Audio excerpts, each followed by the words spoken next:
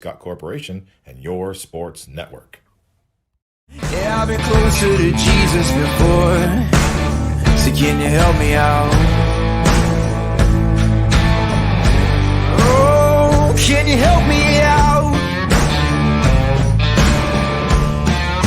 Am I on my own? Am I on my own? But can you help me out? Am I on my own? Am I on my own? Or can you help me out? Can you help me out? I've been scared to look in my soul.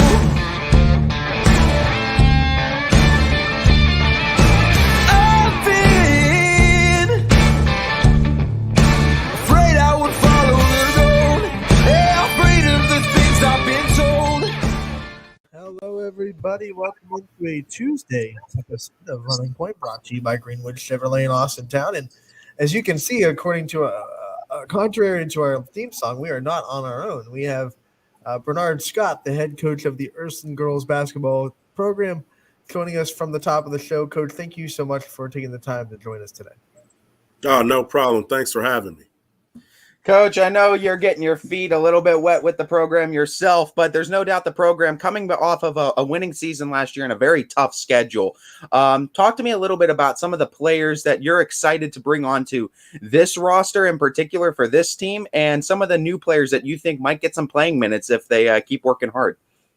Yeah, you know what? They had a really good season last year. They had four seniors that were very good for the program, did a lot of good things for the team. So we're trying to, keep the winning seasons going, but we also know it's a different team, a different group of girls. And right now, returning, we have my daughter, Lily Scott, as a sophomore guard, and then our junior, Elena Smith, returning. Those two will probably be some of our more experienced players. And then we have Meredith Gray, who played a little bit of varsity last year as a freshman. Trinity Lamb, who played a little bit before having to sit out because she transferred in last year.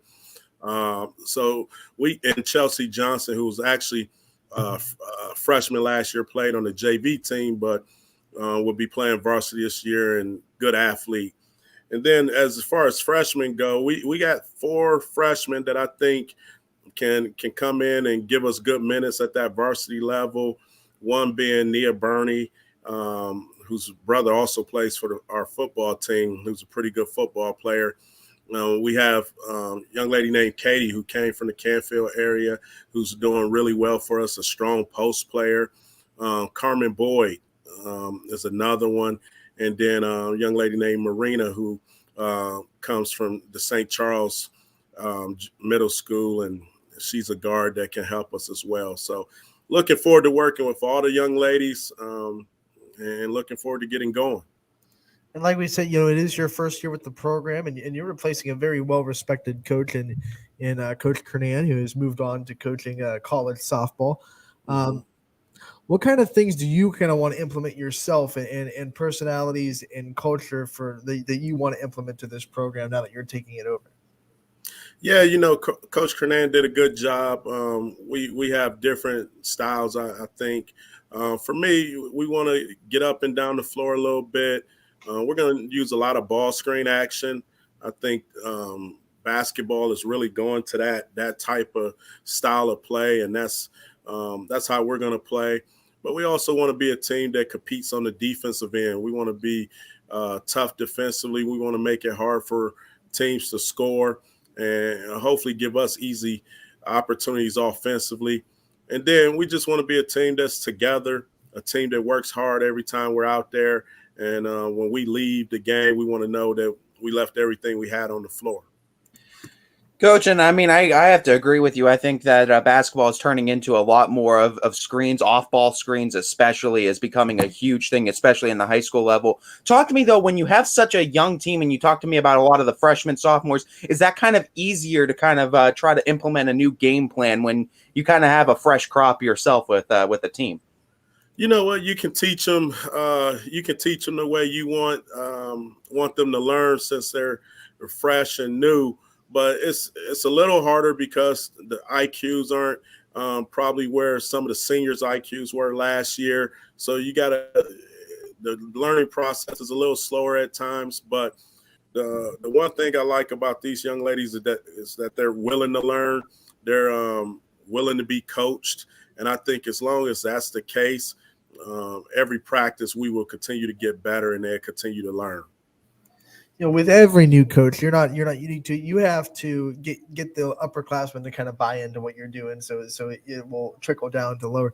So what kind of conversations have you had with your seniors and your juniors and the upperclassmen to try to get them to really buy into your culture, and how are those conversations going? Well, the conversations I've had with all of the young ladies is that in order for us to be the team we're trying to be, we got to have total buy-in. And that's not just on the basketball court, but that's also off the court. That's getting the places on time. That's making sure you have your gear and you're ready to go when it's time to go.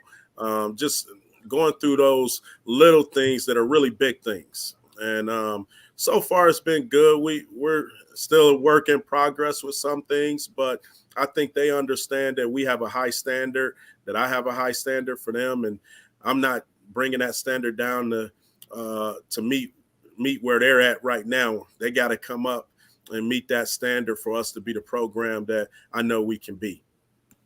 We know the Steel Valley Conference doesn't really provide a whole lot in the way of the schedule, so a lot of non-conference games have to be scheduled typically. So talk to me a little bit about, when we're looking at the schedule, how you think the schedule is going to help prepare this team come tournament time. I think it's a good schedule. You know, like you said, it's a lot of non-conference games, but the teams we're playing are quality teams, well-coached teams. So we're going to be challenged. By the time we get to the tournament, we should have seen every style of play from the teams that we're playing. So we should be well prepared for anything that comes up. And I think by the end of the season, we'll definitely be better than we are right now. So, and that's the plan. You know, we want to continue to get better each day and each time out, and just see improvement, and hopefully by March we can make a little run. Coach, you're a big name in the girls basketball community. I saw you at the women's game last night. A lot of people knew who you were. What's it like? What's it mean to you to be such a big part of this community of girls basketball? And then what's it mean to you to see the growth of the sport in the last 5-10 years that we've seen, especially in this area? Oh, it means a lot. I'm just happy to be back and be a part of it, a part of helping improve the game. But it definitely means a lot that a lot more people are taking interest into the women's basketball game. And, these young ladies deserve the same support that the boys get. And that's what I'm trying to push. That's what I pushed when I was in college. There's no reason they should be treated any less than what the way the boys are treated. So every time out, I'm trying to prepare them to, basically stand up for themselves, and also just know that they belong. And I think over the past 5 years, we've seen a turn in support for the girls basketball programs, and I think that's important.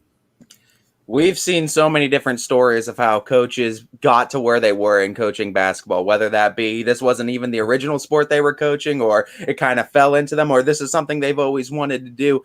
You kind of seem like you always have that basketball mind, though, just talking to you shortly here. So it feels like that's always been sort of a love. What kind of gave you the love, and where did you start really realizing you had this passion for basketball and wanting to start coaching it?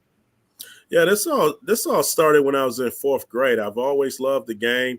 I started playing in fourth grade, and from there, it's just been a part of my life ever since. And when I got to college and played in college, I knew, the NBA wasn't in my future, and overseas wasn't in my future. So the next thing for me was to be a coach. And, I thank Coach Mark Elin, who was at Toledo at the time when I got into coaching, that he allowed me to come on staff. And that's where it all started at Toledo. And I've been quite a few places since, but every place I've been, I've learned from some very good coaches and from co-workers. And, being a head coach at Detroit Mercy, I was able to learn on the job there as well. So, I've always been a basketball junkie. I was at the game last night. I was at Oakland versus Niagara game on Friday. I love basketball. I love women's basketball. And I just love learning as well. Coach, when you've coached at every level, you're on staff at Toledo, like you said, you've coached at Detroit Mercy. What do you think is special about coaching at this level with the high school kids and being able to grow them, not just as players, but also being able to grow them as human beings too? Well, I think for me, it's just being able to bring the knowledge that I have to put them ahead of the ball game. I think what I'm giving our players is probably a little more than some other programs are getting with my knowledge and where I've been. So I know we have some young ladies that want to play in college, whether it's basketball, softball, volleyball. I can help them prepare for that with how to approach that, how to carry yourself, how hard you got to go in practice. So that's the type of stuff I'm trying to bring to our program. Yeah, we definitely want to win games. We definitely want them to improve as basketball players, but I also want to prepare them for life outside of basketball and moving on if that's what they want to do. I think there's no doubt that your resume speaks for itself and what you've done with just the sport in of itself. But looking at it, this is always a question I like to ask, especially players that had a nice little run with the sport. What would Coach Scott tell player Scott if you can have the chance to, after all this learning that you've said you've done over the course of the years? Man, I wish I knew what I know now as a player. When you're young, you feel like you know it all. You feel like you're good enough.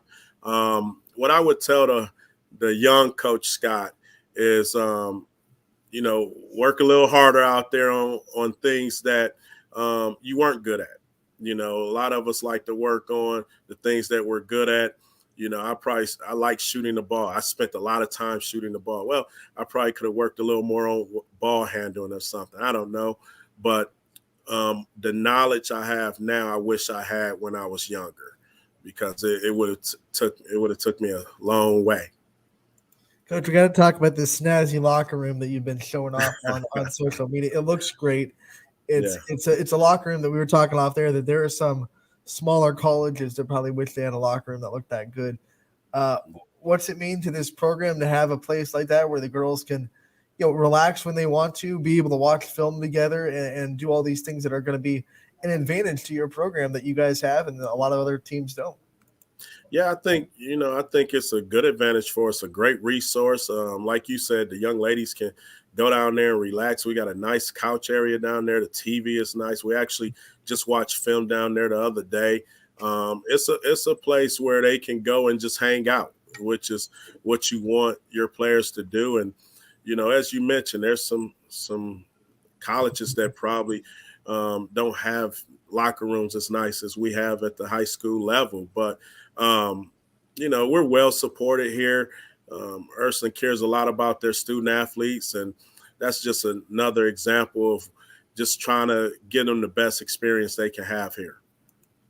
Talking about that support, we know every coaching staff is huge for the support that they bring the head coach to. So we want to give you the chance to shout out some of your assistants, Coach, as well as some of the other big proponents that are huge into the Ysn program.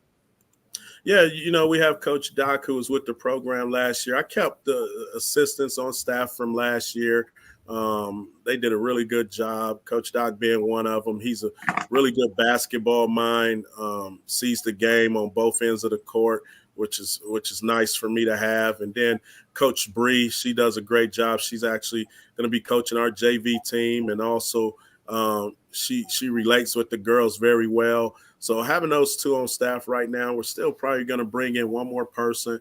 But those guys have been a big help. They've really bought into what I'm trying to get the girls to do. And we're all on the same page. And I think that's very important on any level, that your staff, your coworkers are all on the same page in order for you to be successful.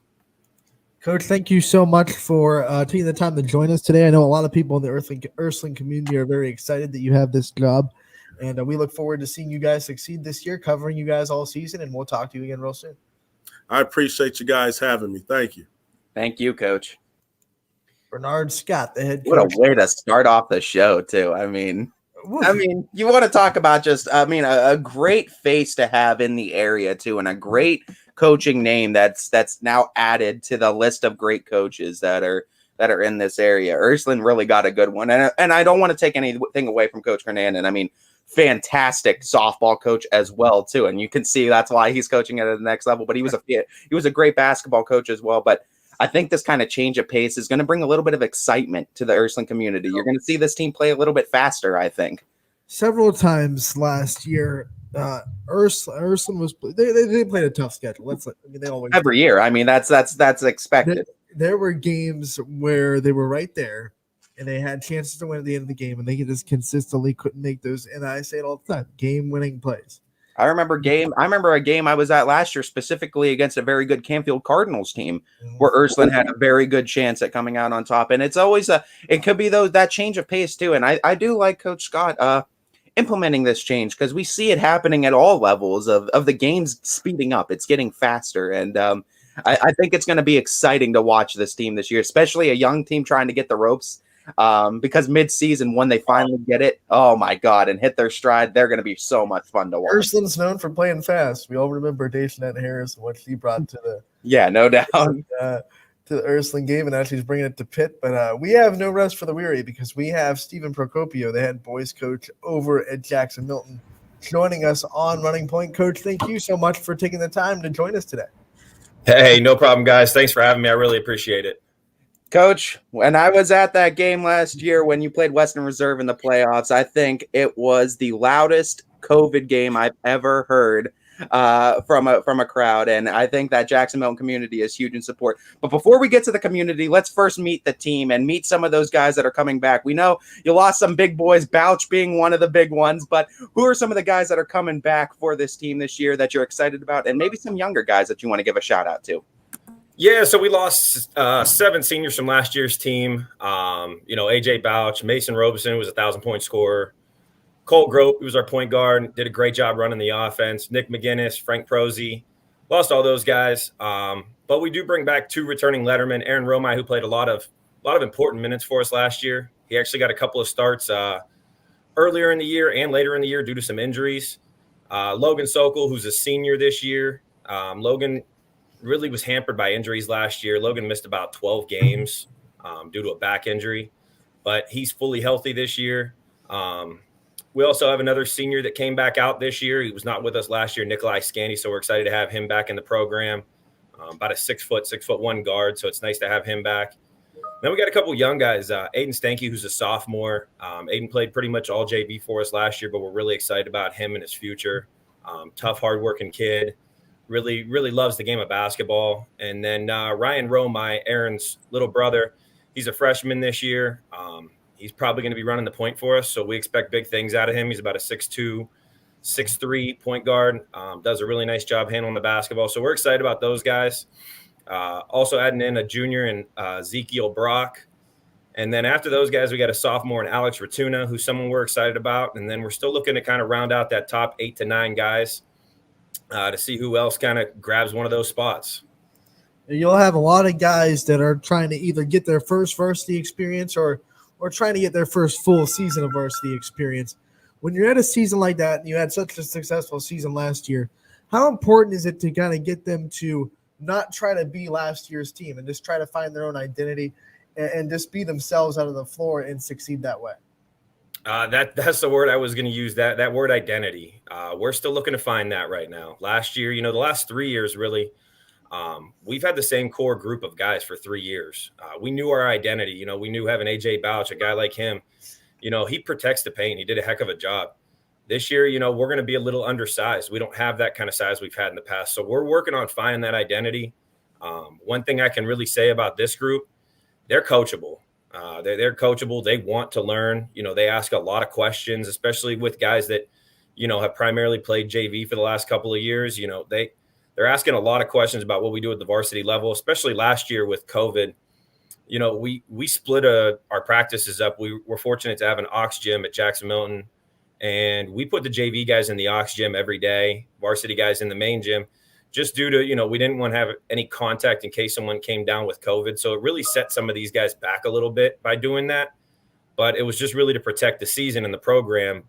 That was the main reason we did it. But, they missed a lot of opportunities last year of being with those seniors last year that really knew exactly what we were doing, especially defensively, offensively. They missed out on a lot of things, those JV guys last year. So we're trying to find our identity, but we're also trying to catch them up on a lot of things that we've been doing for the last 3 years. So it's really them buying into what we do, being coachable, listening, asking questions. And then they're a hungry group. I mean, they want to succeed. They saw the success we had last year. If my memory serves me correct, I think it was 2009, the last time Jackson Milton was 2013, the last time the school was in a district tournament, even won a sectional final. So kind of getting to that district semis last year against Warren, JFK, some of those guys were on the bench. They dressed for that game. They want to get back to that point, and they want to continue the success we had last year and pick up right where we left off. Coach, I want to talk to you a little bit about when you're bringing in a younger team. I know talking with other area coaches, two of the biggest proponents that you want on a team, a big man and a point. So when you bring in a point guard as a freshman, how excited are you to kind of utilize that freshman for the next 4 years now to kind of develop an offense? And it must be exciting times to have that piece kind of check marked as the next 4 years. Yeah, it's huge. Still being a freshman, though he's young, it's a big jump from that 8th grade basketball to play varsity basketball. You're not playing against 14 and 15 years old. You might be playing against 18-year-olds. So it's a big jump for him, but it's exciting to have him for the next 4 years. We can really groom him, teach him. He's for a freshman. I mean, his maturity level is incredible. He listens. He's constantly doing what we're asking him to do. We got to get him ready physically. We would like to put some more weight on him for sure, but to have him for the next 4 years, that's huge for the program. You got that. I always say, when we first got to Jackson Milton, we said we need a point guard. That's the number one thing. We need that guy that's the coach on the floor, going to set up our offense every single time, hold his teammates accountable. We had that in the last 3 years with Cole Grote. This year, we kind of were going in. We didn't know who would be our point guard. Going to summer league, we tested out a few different guys, and we came to the conclusion as a staff that Ryan was going to be our guy because we know we got him for 4 years. Does a great job handling the ball. The other two guys we tested out, we really want them on the wing. They're both pretty dang good shooters, so we wanted both of them on the wing to be able to catch and shoot and also catch and attack the rim. So putting Ryan there at the point, and he also has that ability to catch and shoot the ball too, which is huge. Does a great job of attacking the rim. So, I mean, he's got all the tools. It's up to him. The ball's in his court now to really buy in, watch some film, learn from his mistakes. We spend a lot of time watching film, going over everything. Our staff really nitpicks on a lot of things when we're watching film. Last night was a perfect example. We watched some film, and normally we're about 45 minutes in and out. Last night we were about an hour and 15 because we're nitpicking things that, for Ryan especially and for other guys that didn't play any varsity basketball last year, just to kind of get them to understand what we're looking for. And, if they buy in, they continue to learn from watching film, especially with Ryan and these other younger guys. I think we have many, many years of success coming our way. Coach, obviously the team standing in the way of that success are going to be a majority in the MVAC that you play in. Talk about this conference, the teams that you think are going to be formidable this year, and how you think it's going to shape up. You got Springfield. They're going to be tough. They always are every single year. They got a new coach that's been there in the past, had a lot of success. You also got Lowville. Lowville's got a ton of talent. They got some big kids over there. They go 6'4", 6'5". Their point guard's 6'5". So those are the two top teams that I think really separate themselves in the conference this year. You also got McDonald. They they could have a down year, but their kids expect to win. That's the culture over there in that program. So you can never count them out. But after, the Springfield and Lowville, I think the conference is pretty wide open. You got some good competition. Waterloo's always got a good program. Western Reserve, they always got a good program. They always got tough kids. Sebring, I know they're kind of rebuilding, but they got tough kids out there. So I think the conference is tough this year. But again, it's wide open. And on any given night in that conference, when you play each other twice a year, I think on any given night, anybody can beat each other. You know each other so well. Each coach in the conference, you know them. You know what they do. Having a few new coaches this year in the conference at Sebring, Western Reserve, and Springfield, their identity is probably going to change a little bit. But at the end of the day, when you play each other twice a year, anybody can beat anybody on any given night. So it's going to be a tough league, as it always is. We've always said every single year, there's no easy ones in our league. You could have a team that maybe has 0 league wins, and they go out and beat somebody. Just a perfect example is last year, Sebring having 0 league wins going into their last game of the year, and they go out and beat Springfield. So it can happen on any given night. It's always a tough conference.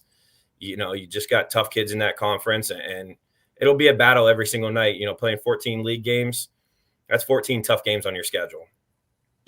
And I can attest to that. MVAC is definitely going to be tough, and it's definitely going to help groom this team, no doubt. Talking about that too, and you keep on hinting at what you expect from the team. So I wanted to ask the question.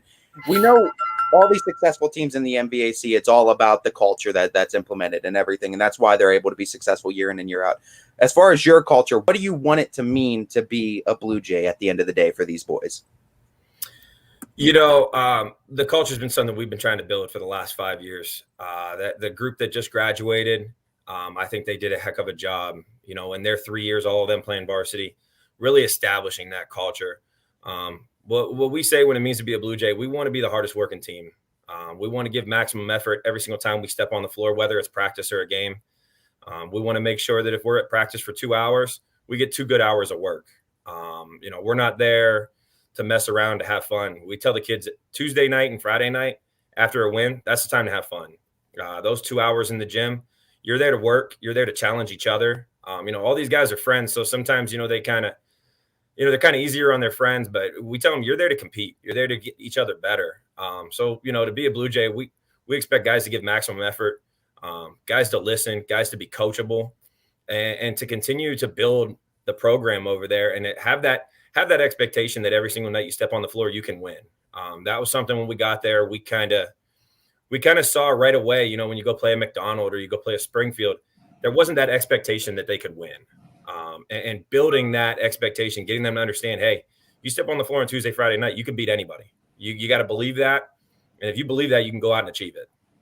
Coach, although the head coach gets all the interviews and the limelight, we know they're nothing without the staff that's behind them. I want to give you a chance to highlight your coaching staff and the people that make this program what it is. Yeah, absolutely. My varsity assistant, I'm fortunate enough to have my dad coaching with me. My dad has coached for the past 20 years in the area between Howland, JFK, Jackson Milton. He also coached at the Kent State branch for years. I rely on him so much. It's not even funny. He does a heck of a job. He's phenomenal with the kids. He's that old school coach. I always say you need a gray hair on your staff. And to have my dad out there with me, to be able to do it together, it's awesome. We get out of practice, call him on our way. When I'm on my way home and he's on his way home, we talk about practice. We talk about the game. So to have him there, it's huge. Also, J.R. Shipley. J.R. has been with us from the beginning at Jackson Milton. J.R. played some college basketball. J.R. played overseas in Australia for a short period of time. J.R. is kind of that player's coach, man. He's great with the kids. All the kids really love him. We play that good cop, bad cop kind of role. When I come down on a kid, he's always the one to pick him back up. Really does a phenomenal job with the kids. His communication is great with them, So those two are huge. This year, unfortunately, we don't have a freshman team. We have a freshman schedule, but we couldn't get the full schedule together. So we bumped Zach Engel down. Zach Engel's been with us this is his second season with us. So he'll be coaching the 7th grade program this year. Zach's a young coach. He's hardworking. He'll spend 3-4 hours at practice. No problem. He'll stay for the varsity practice after the 7th and 8th grade practices. And then also Rob Romai, Rob's two sons, Aaron's a junior, and Ryan, who we were talking about earlier, is a freshman. They're both in the high school program. Rob coaches the 8th grade program. Rob does a phenomenal job down there. I mean, without those four, you're only as good as the guys you got behind you. And like you said, the head coach gets those interviews, but those other guys, man, they deserve all the credit in the world, because truthfully, without those four, I couldn't do what I'm able to do. Coach, my final question for you before we let you go, as we like to highlight all the programs and highlight everything. Like I said earlier in the interview, it was the loudest game I've ever heard with the COVID restrictions. So I don't think you're going to have any issues getting people out to the games. But if there's anybody on the fence about coming out and seeing this new team, I think there's excitement to come out and see it. So what's sort of the sales pitch to come out and check out this Blue Jays team this year? Yeah, absolutely. You're going to, you come to a game, you're going to see a team that plays hard for 32 minutes. Again, we're still trying to find that identity. I don't want to give too much away, but, we're going to play a faster pace of basketball than we've played in the past. Having a guy like AJ Bouch, we knew we could get the ball in the paint and he could score for us. And this year we don't have that ability, so we're going to play a lot faster. But you're going to see a team that plays extremely hard for 32 minutes, a team that, we tell them all the time, we cannot beat ourselves. We got to protect the basketball. Got to make free throws, got to defend, and we got to rebound. So you're going to see a fun team to watch. And, these young guys, again, like I said earlier, they're a hungry group. They want to continue the success that we've had. So you're going to see a group of guys that they really want to get after it, and they want to prove that, Jackson Milton basketball is back and it's for real. Coach, thank you so much for taking the time to join us today. We look forward to getting out there and covering you guys all year. We look forward to success, and we know we'll talk to you again real soon. Yeah. Hey, thanks for everything you guys do, man. Thanks for having me. And, look forward to seeing you guys here soon. Oh, you'll be seeing us. Don't worry. All right, guys. Take care. That was Stephen Procopio, the head coach of the Jackson Milton boys basketball program. And we go from him to another boys coach, and Dolph Carroll, the head coach of the Valley Christian boys. Coach, thanks so much for taking the time to join us today. Hey, guys, I appreciate – I'm going to apologize right now. I am on my phone because my internet's all jacked up and I can't really hear you all yet. So bear with me for a second here. Yeah, we can work through these glitch gremlins with you, Coach. Yeah, dude, it's always something, right? Yeah, no doubt. This should take care of, though, both Valley Christian, because we got Agresta earlier. So Valley Christian, we'll get you covered here. Maybe, as I Maybe jack this thing around. I'm trying to put you on speaker. Let me see if I can do this. See if this works. All right, somebody say something.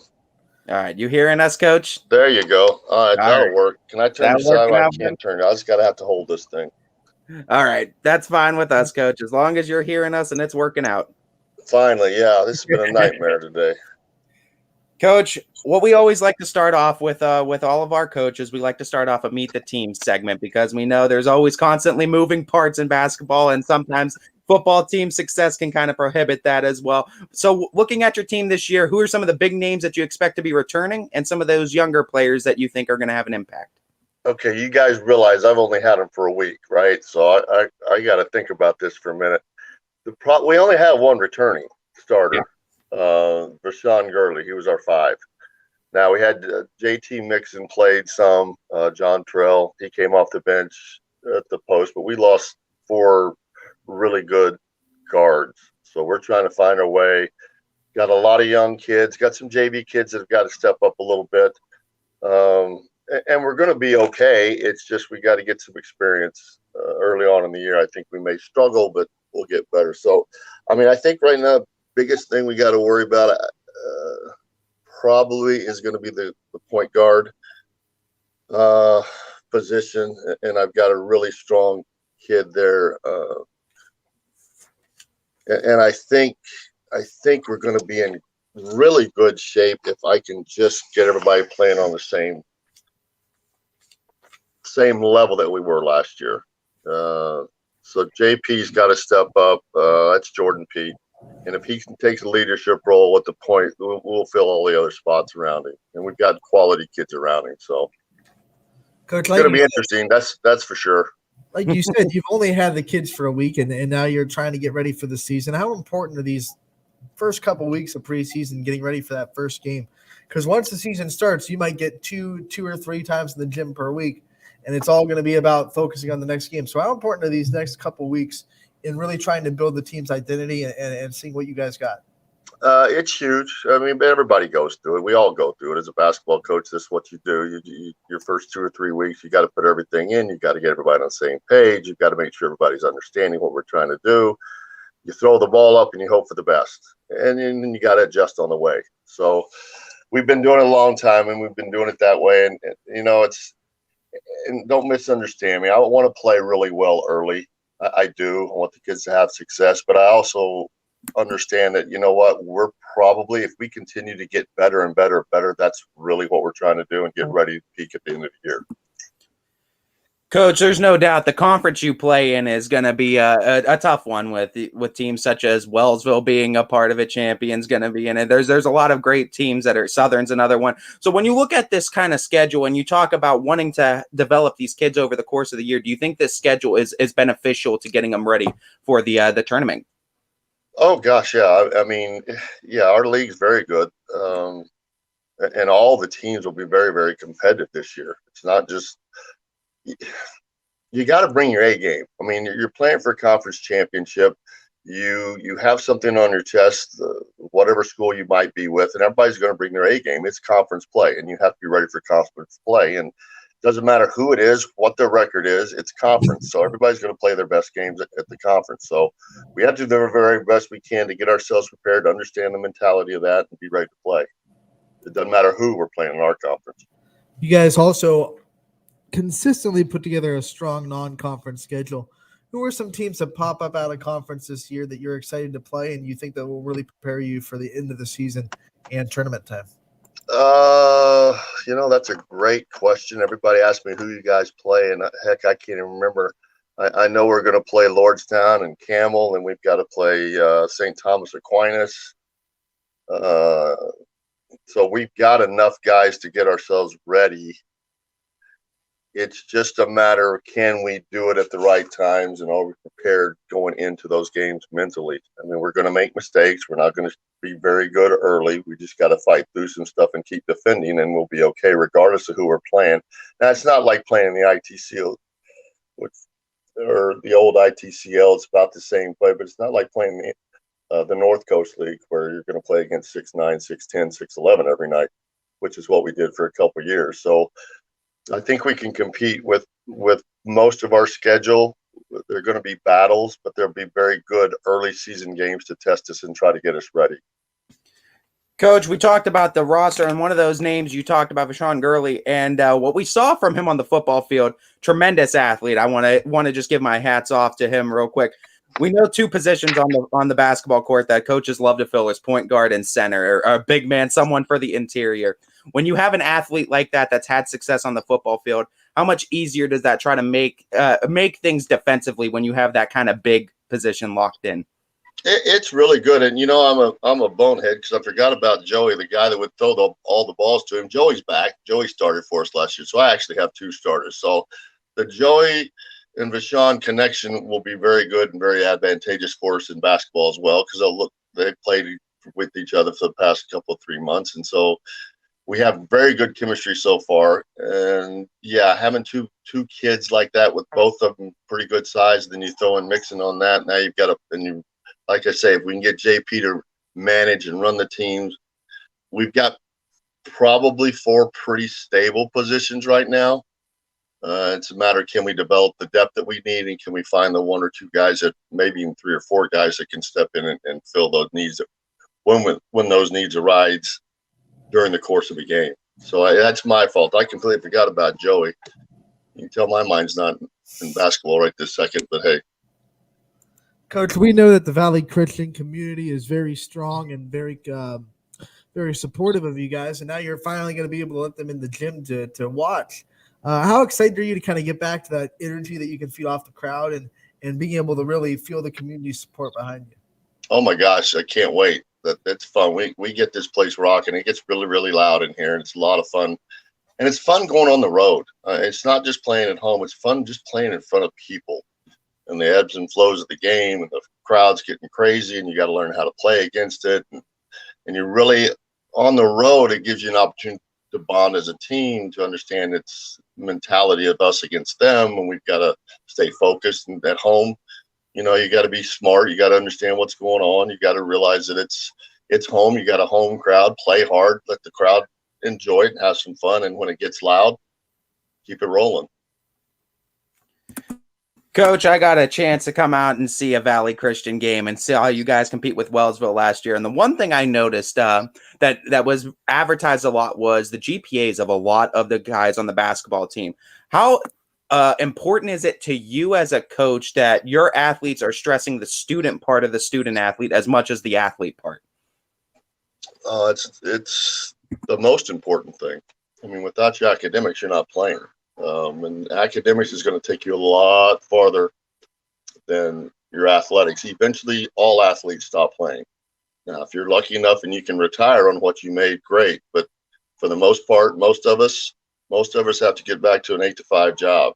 So you've got to be able to fall back on academics. So if you don't get your academics, you don't play. That's just pretty simple. It's pretty cut and dry. And and I think all schools are the same. I mean, we are focused in our academics, and that's what you've got to get done. And if you get done, then you get rewarded by playing. Obviously, Coach, you wouldn't keep coming back to this job if there wasn't something about it that you really loved and you were really passionate about. So what is it about coaching at this level at that school that just gives you the drive and the passion to keep doing it? And what's so special about it? Again, that's pretty easy. I mean, this is a lot. When you spend 25 years at the college level, it's more of a business, and you get to impact kids' lives. Don't misunderstand me, but it's just not the same. The pressures are different. Everything is different. High school, it slows down a little bit. And I'm lucky. I got great kids. I mean, we just have a great group of kids here at Valley Christian, and we're fortunate that we can pour into their lives. We can mentor with them. We can pray with them. We can help them in other situations other than basketball or football or anything else. It's not about it. And this is going to sound corny and kind of sound silly, but philosophy for me, it's not about winning. I'm not worried about winning games. For heaven's sakes, I've won enough. I've lost enough. It's about building character, building team, handling adversity, understanding God comes first. Good things are going to happen. You just keep doing the right things and we'll be okay. But it's not, I don't go out every year thinking, we got to win 20 games. No, we got to get better each and every game. We got to play hard. We got to represent Christ in all that we're doing. And when we make mistakes, we own up to them. We keep moving. So it's a lot of fun at high school. I mean, it's fun because I think you impact kids more so than at college. I love the mentality, Coach, and I love that philosophy. And I think every coach will tell you, you need a staff to kind of help implement that philosophy and that culture. So in saying that, I want to give you the chance to highlight some of your staff and some of the other big names that really help make this program what it is. My staff is amazing. I've had Bill Yobi with me since I got here, and I keep forgetting how long I've been here, 12, 13 years. But I wasn't planning on being a high school coach, and when I got the job, I didn't know anybody. So Bill was coaching my youngest son at the church in the church league, and I just went up to him one day and said, "Hey, you want to come help me coach?" And so I was very, very fortunate enough that Bill said yes. So he has been with me for 12 years.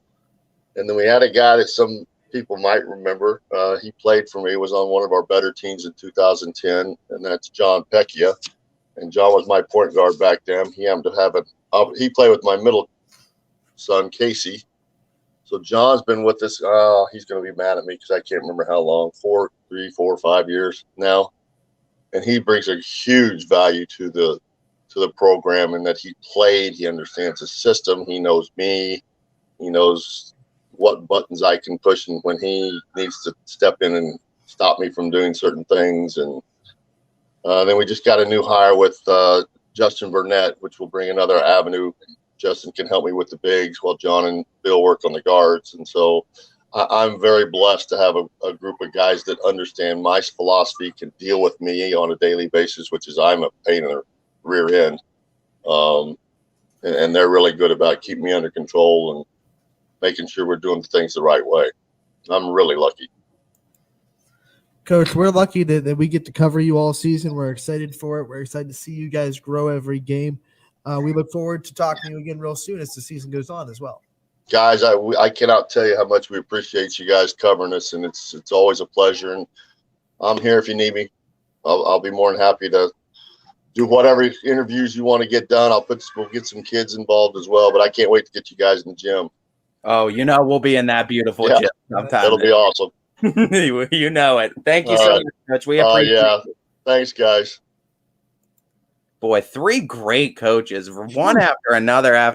I mean, how lucky are we? We get into the girls' realm with Ursuline and Valley Christian. We get in the boys' realm with Jackson Milton. All 3 different kind of styles, all 3 kind of different communities that surround them. But I mean, 3 fantastic coaches with all different philosophies, and you love it. You love the variety. It's like a buffet of coaching around here. You can get whatever you want. 2 former college coaches. Exactly. And then one, and Coach Procopio, I think, is one of the better young and up and coming coaches. And as far as the not mentality, the game planning and the buy-in that we're seeing from that program in Jackson Milton has been absolutely stunning. That's a generational coaching staff because Coach Procopio has his father on the sideline. And that's huge. And that guy's a coaching legend. So anytime you can look down and be like, what do you think we should do? You're just okay, go do it. You heard him. But no, first 45 minutes. We've been saying too all week that the first 45 minutes of Tuesday is going to be bam, bam, bam. We got you covered, rapid fire coaches, and we're not done. Bam, bam, like the Flintstones. We are not done. We are going to take our first break of the day, but come back. But we will have Kevin Haney, the head coach of the Lakeview girls basketball team, at 1:30. Until then, me and Ty we'll keep talking about these playoff matchups we have this weekend, talk a little bit more about some of the basketball matchups that are coming for you this weekend as well, and we'll have some fun with you as we get along, and then Kevin Haney will come on at 1:30. So don't go anywhere. Running Point brought to you by Greenwood Chevrolet in Austintown. New things happen all day. Some are good, some not so good. In today's complicated world, while you're busy working, playing, and living life, we're busy helping you make sense of the day's news. And there's only one place where it comes together with clarity, context, and accountability. It's 21 News at 6 with me, Madison Tromler, and Derek Steyer. 21 News at 6. It's what the day's news really means to you. Welcome home to a home made homier with Baird Brothers Fine Hardwoods. Inspiration starts at BairdBrothers.com and is turned into reality when high-quality hardwoods are delivered right to your home. Baird Brothers has the latest design trends, shiplap and skinny lap interior siding, antique oak rustic flooring. And, well, you'll find them all at BairdBrothers.com. Ordered easily, delivered conveniently, enjoyed comfortably. BairdBrothers.com. At Greenwood Chevrolet, shop with confidence knowing we're ready to go the extra mile for you. With the largest selection of used vehicles in the Valley, backed by the Greenwood Advantage Warranty. Every one of our vehicles has undergone our own 126-point inspection, so it passes the most important inspection, yours. No other dealership has the extra inventory, gives you extra for your trade, and goes the extra mile for you.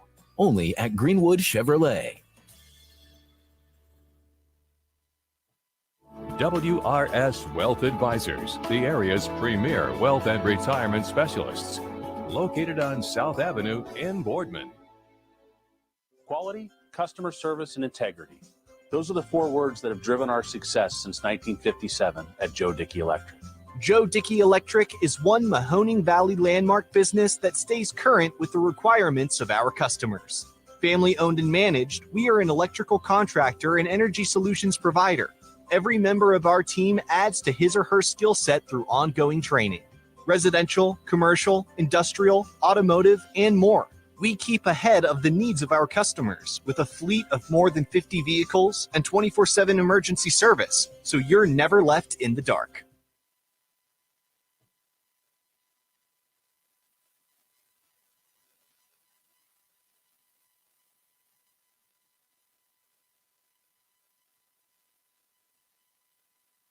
When looking for home design inspiration, don't just be inspired, be Baird inspired. Whether new or remodeling, Baird Brothers has the latest trends like shiplap to refresh your home.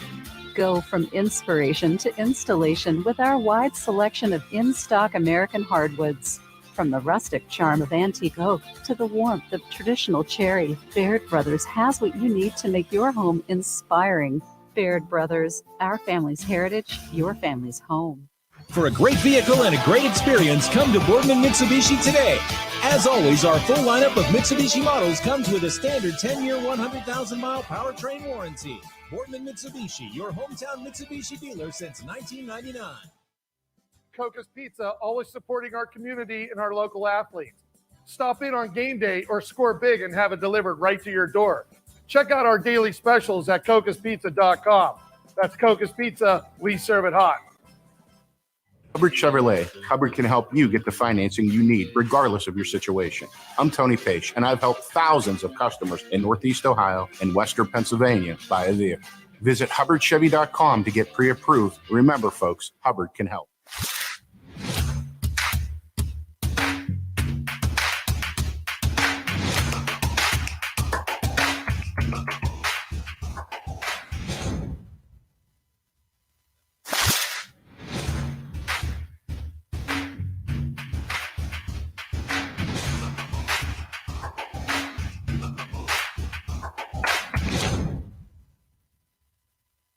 You're not waiting to see what the world has in store for you. It's more about what you have in store for the world. All you need is the opportunity. All you need are the resources of a large university and the advantages of a personalized academic setting, where you can experience new worlds in the arts and sciences, business, and education, and make them your own. We are where you shape your future. We are Youngstown State University, and proud.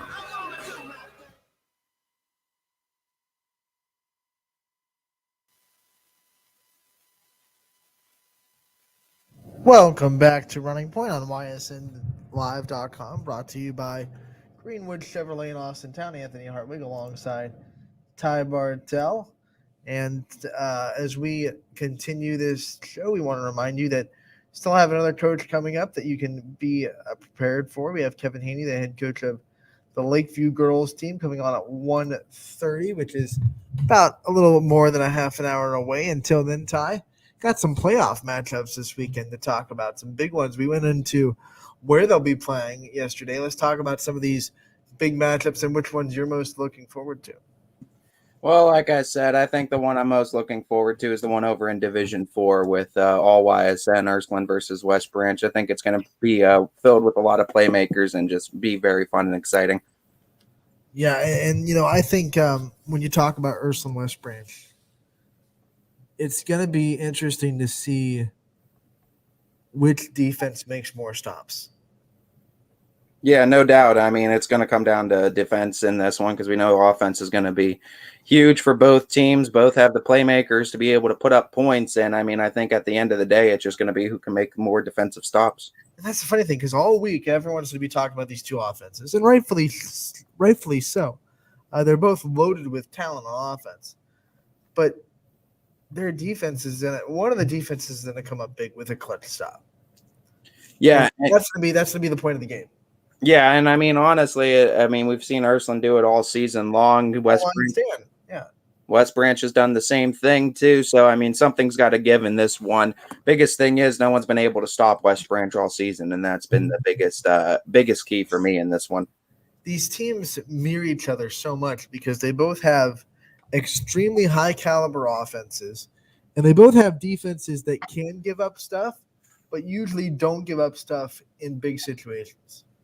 Yeah, no doubt. And I mean, it's going to be interesting to see. I think it's the turnover game's also going to be huge in this one too, as can't turn the ball over in this one, obviously, give the other team extra possessions. That's big. And you know what? Like I said, the turnover bug continues to hit Ursuline a little bit. They fumbled the ball in that last playoff game that gave Glenville the ball back, and then their defense stepped up really big and backed up their offense with that goal line stand. They keep Ursuline in the game, but if Glenville scores on that touchdown, people are going to be talking about Ursuline's turnover and how much that hurt the team. But defense backed the offense up, stopped them on the goal line, and then Kylan Irving, he was special. He caught the ball at the sideline, maybe at like the 30 or 35, and then just ran the rest of the way himself. Yeah, and I mean that's going to be the biggest thing is who can come up with the big plays and which team's going to allow those big plays this game. That's usually what football comes down to: how many big plays you give up and how many big plays you stop. Sometimes football can be boiled down to really simple concepts. Don't turn the ball over, and make more stops than your opponent. Yeah, no doubt. I mean, it's pretty simple. It's executing is the hard part. We go down from Division 4 to Division 5 to a matchup that everyone's been wanting forever, and here it is: Kirtland South Range, the collision course, AP number 1 versus AP number 2. They've met for 2 straight years in the playoffs. Kirtland dominated the first meeting. It was very competitive last year, and now here we go, round 3. Kirtland, although they won last week, they didn't look great on offense. Garfield definitely slowed them down. How much of Garfield's defensive tape do you think Coach Yeagley can copy and paste, and how much do you think he'll try to implement Garfield's game plan on slowing down this offense? I think you're going to see both teams utilize the tape of what the others did. The other team did defensively against them in this past week. So, I mean, what I mean by that, I mean, look at what Kirtland did or what Garfield did to Kirtland, and look at what Garraway did to South Range. I think both of them kind of gave you a little bit of a blueprint of how to stop each other defensively now, and it's all about what Coach Tiger up there in Kirtland and Coach Yeagley down here in South Range is able to come up with defensively from that film to try to stop or slow down their opponent.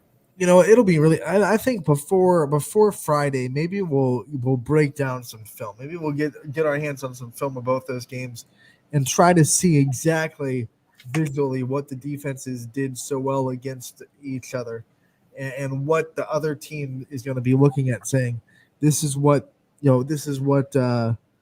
Garraway did against South Range that really succeeded. This is what Garfield did against Kirtland that really succeeded." I've said it before. I think for Garraway, it wasn't necessarily an X's and O's thing. It was simply, we're going to take away the big play, and we're going to make you methodically drive the ball down the field. And South Range tended to struggle with that. They would make a false start, or they would hold, and that would push them back. The more plays you make the team make, the more chances there are for mistakes. So Garraway just said, you are not hitting the big bomb, and you are going to check down, and run the ball. And then there's the other thing. Like, usually when teams play like that against South Range, they can hand the ball off to Dominguez, and he can break off a 15 to 20-yard run consistently. I think Garraway's line and their front seven did a pretty good job of not letting that happen, so they didn't have to commit safeties to the run game. Yeah, and you know what? Honestly, I think I don't think anyone expected to see South Range score 15 points this entire season. And I mean, we're talking about a team that rarely punted during the regular season, and all of a sudden was forced into some long drives and was forced into giving the ball back, and I mean, forced into playing uncomfortable. But maybe that was the game South Range needed right before this game versus Kirtland. They were a little uncomfortable. I like that you use that word uncomfortable, because they never looked like they were. I don't want to use comfortable again, because we just said it like 4 times in a row, but they never really looked comfortable offensively in that game. They're always huddling. They were always trying to figure out, trying to get on the same page. They never looked like they were in a rhythm until that final drive that they scored and they got the game-winning touchdown. Until then, they just never really looked like they were in a offensive rhythm, or they were comfortable with what was going on. They were. I said before, I wish they would have had more tempo. As an offense, I think they do best when they go a little bit higher tempo, but they were consistently huddling and trying to get on the same page, and they just never looked comfortable as an offense. Yeah, no doubt. And I mean, the biggest thing is, I mean, we know student athletes have those type of games. Student athletes, especially regular athletes, have those type of days where they just can't seem to figure it out. I mean, they figured it out enough to win, but I mean, certainly that's growing pains. I think the message for Coach Yeagley this week will be, guys, we struggle. There are things on film that we can do a lot better at, but you guys found a way to win, and that's a lot in the playoffs. You're never going to have a playoff run. I don't think there have been any state champion, except like the ungodly ones that have been so dominant, like the 2011 Ursuline team. but almost no state champions in the spectrum that just go through the playoffs and have a cakewalk every single time. Like, you are going to have games in the playoffs that test you. You're going to have teams stop you. You're going to have a team break off a big play. These are good quality teams that know what they're doing. Garraway was undefeated for a reason. So I think Coach Yeagley has to be, one, happy that he's able to watch film this week and break it down and correct mistakes, but also that his team, despite the struggles, found a way to make a game-winning drive and put that game away. I mean, we could just address the elephant in the room. A majority of people underestimated Garraway, and I think that was unfair going into the game because it was an 11-0 team, and I understand South Range is the powerhouse. Don't get me wrong. I know everyone wants to see South Range in Kirtland, but I don't want to say that maybe South Range and Coach Yeagley would never overlook an opponent. So I'm not saying that, but I definitely think some of the fans and I think some of the supporters of the team might have been too. And I think a lot of us too were underestimating Garraway, and hats off to them for coming out with a good game plan. Sometimes it's not all about, I don't think it's as much of, oh my God, what did South Range do wrong? I think we need to just kind of tip our caps and say, Garraway did something right as well. And they executed. And like we said, the blueprint's been out on how to stop South Range. It's execution that's the problem from teams. Right. Garraway executed pretty well on Saturday night, just didn't execute well enough to win. So hats off to South Range for battling through and still coming away on top. As much as we've been talking about their offense being out of rhythm and trying to find comfortableness in that game, their defense, once again, I mean, that South Range defense does not get talked about nearly enough. They did not let Garraway run away with the game while their offense struggled at all. And their defense continued to make stops while their offense was struggling. And really, their defense had not been put in that position all year. We're like, you have to make like 5 or 6 stops or we're not going to win this game. And You their typically defense need at least 2 heads on a 3-headed monster to come away with the championship, whether that be offense and special teams, defense and special teams, offense and defense. You can't get by on one of those 3 heads. It's not possible, I don't think, to win a state championship. But I mean, South Range, their offense is so good that it overshadows the defense, and that can be a good thing at times too, because there's a lot of people that aren't looking at the South Range defense in the same way. Not a lot of people are looking at Springfield's defense right now, and I think that's going to be a huge mistake for either opponent that's going into this one. You look at this match with Kirtland and you look at last year's matchup and the way it went down. Despite the fact that Kirtland is so known for their run game and obviously because they are very good at running the football, the thing that hurt South Range last year was the over-the-top pass plays that they consistently gave up to Kirtland. And I believe they gave up a couple of them, if memory serves, on 3rd and more than 5s, 3rd and 7s. Things when you want to get that type of offense behind the chains, you want to be able to capitalize off that. You did your job on 1st and 2nd down, and then you give up a 30 or 40-yard pass play on 3rd and 7, and Kirtland can get right back into their rhythm. So I think South Range's secondary, despite as much as we're going to be talking about Kirtland's run game, their secondary. We're ready to go the extra mile for you. With the largest selection of used vehicles in the Valley, backed by the Greenwood Advantage Warranty. Only at Greenwood Chevrolet. My guy keeps it 100% of the time. He wants all 100, won't settle for 99. And it's more than stats because there's people in those numbers. And I was one of the lost sheep. I'm so glad he cares for all 100. I'm 100% safe, 100% free, 100% love. I can be 100% me. He gave all 100 when they put him up on that tree. That's 100% passion for 100% free. So if I play in front of 100, or if I play in front of 2, there's an audience of 1 getting 100% of what I can do.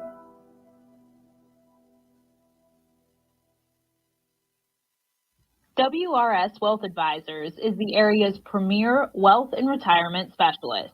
With our combined 70 years experience, WRS Wealth Advisors is the area's premier wealth and retirement specialist. Call 330-965-0370 to learn more about our individual and corporate financial planning services, or visit wrswealth.com. Good luck, athletes.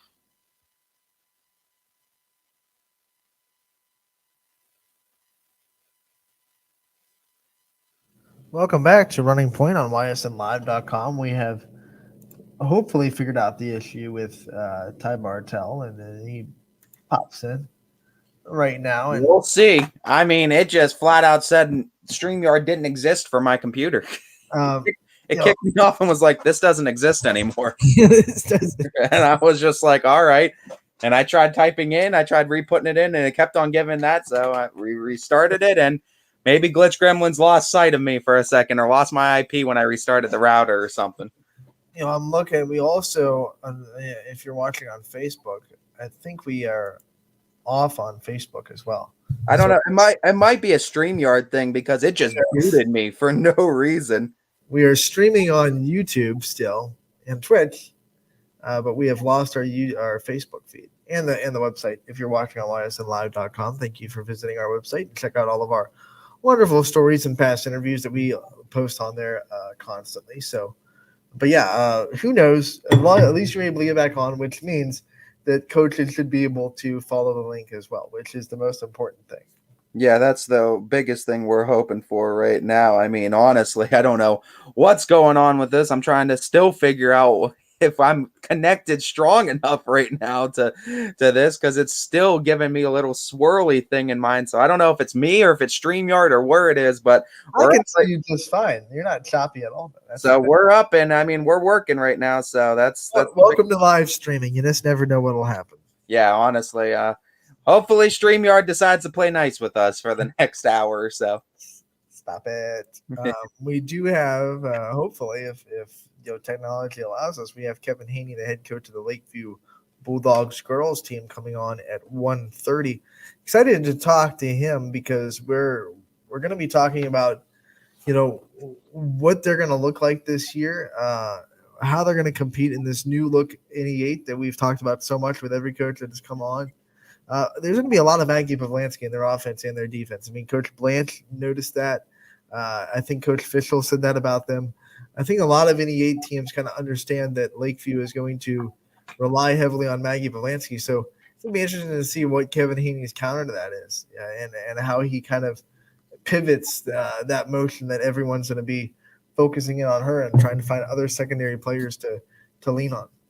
Yeah, and I mean, obviously, it's going to be a tough conference to compete in, but it's one that, I mean, you're going to have to bring the best of the best, and anyone can beat each other on any given night in the NE8, and that's kind of be the kind of excitement. That's what it's going to be this year, honestly. I don't think there's going to be a dominant team that wins by 20 points night in and night out like we saw last year with Poland and South Range. Outside of the games where they played each other, they were pretty much beating teams by an average of 20 points per game. In the NE8, I don't think we're going to see that. I think we're going to see every team be able to beat everybody if they, if things happen. Now, obviously, that's not going. Everyone's not going to beat everyone. There's going to be a team that comes out and wins the conference, but it's going to be interesting to see a league where there are no kind of. And coaches are going to hate me for saying this because it's not true, but there's no like quote unquote nights off in the NE8. Not saying that there used to be. Coach Blanche and all the best coaches of the NE8 definitely took every team seriously. That's one of the reasons why they won consistently by 20 plus points. But at the end of the day, it was just like the reality is you didn't have what it took. Competition levels are higher. That's if you want the straight bare bones fact of it, there's higher levels of competition in the conference now. I mean, whether or not you've come in prepared or it's a night off in preparation, no coach is going to say they don't prepare as much for an opponent, but the competition levels have rose in the NE8. That's no doubt. There's more talent. There's better coaching, better coaching staff, and better programs from the bottom up in all these NE8 schools. I think there's more, and you said talent. I think there's the key is there's more spread out talent. Yeah, no doubt. No doubt. So I think it'll be a fun NE8. We're going to talk to Haney today, and then we have Coach Saxon later in the week. That will be an off-air interview that will debut the next day. So I think other than Niles, that would take care of the NE8 on the girls' side, if I'm not mistaken. I think so. I think with everyone we have, we got right now. Blanche, we got Saxon. Well, we'll have Saxon. We have Haney today. I think so. I think you. So yeah, we need to get to Coach Coach Butler and Niles, and then we'll have everyone checked off. Campbell's one of those. I don't know why I always see Campbell, and I always feel like they should be NE8, but they're not. They're MVAC, and I always have to remind myself every time I see Campbell that that's an MVAC team, not an NE8 team. I don't want to like poke fun at you, but Champion's not in the EOAC either. Yeah. I was like, when you said that, I was like, what? Yeah. I mean, I some of these things okay. too. I think when I was thinking too, I mean, when I was thinking EOAC, I was definitely I said Wellsville, I said Southern. I think I was thinking United, honestly, is where I was thinking. And I don't know why I was thinking or why I said Champion, because I know where Champion is too. But I think I was thinking of saying United because United's girls team or boys team too should be really good this year. I think on both sides. That's a basketball town over in Hanoverton, wholeheartedly. I think their basketball team. They're gonna have the Knights. Grant Knight's gonna be a fixture on the boys' side, and then Grace Knight's gonna be a fixture on the girls' side. So it's gonna be night and day in United. Yeah, and I mean we cover so many schools, and I don't know. It must have just slipped my mind at that time. Just messing with you, Ty. I know. I remember saying it though too. I remember saying Champions in the EOAC, and I remember thinking I don't think they're in the EOAC. It definitely happens to everybody. I mean, we've all made that. We've all made that boo boo. I knew what I was trying to say. That's all. That's all. I was called out yesterday. Not like off when I got off the show. I got a text, and it was like, you realize that the Springfield that's still in the Division I playoffs is not the Akron Springfield that you went to. That's a Springfield like way down in Dayton. I was gonna say, I was like, I didn't know they were still in because I didn't think they were the greatest when I checked them earlier. I'll be truthful, I wasn't paying attention to Akron Springfield all this season. The one time I did catch them in the standings, I think they were like 1-5, and I was like, how the hell are they in the state championship game right now? When you told me that, I was like, good for them then, I guess, because they were struggling early on. No, the D1 Springfield that is still playing in the state playoffs, the regional championship, they're down near Dayton. So I was gonna say too. It looked like a D1 school when I went up there to that. To get Ty off the hook, he did not go all the way to Dayton for a playoff game on accident. I would have cried if I went all the way to Dayton. Springfield, what? You go to Dayton? Yeah, that would have been something else. But no, yeah, there's so many Springfields in the state of Ohio, by the way. There's so many Springfields in the United States, period, as far as schools are concerned. I think every state I've gone to, I've seen a Springfield high school. There's a lot of Springfields. There's a lot of Crestviews in the state of Ohio as well. Is there really? I knew there's a lot of things with the word crest in it. I've seen Crestwood and There's at least 3 Crestviews, if I'm not mistaken.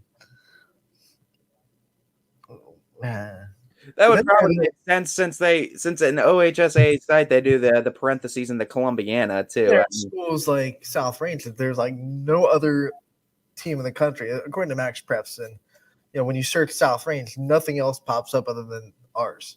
Yeah, like that. It's weird because it's not like super unique. It's a South Range, but there's no other high school in the country. It's one of those things. I mean, it's unique too. There is a Cardinal Mooney in Florida, by the way, and I made the mistake of seeing like one of their schedules. No, I think I saw on Twitter that I saw Cardinal Mooney girls basketball, and it said they were playing in a tournament in Florida, and I was like, God love us, we're going all the way to Florida for. I saw that same post, and I was like, I didn't know. Wait a minute, there has to be another team. There's no way.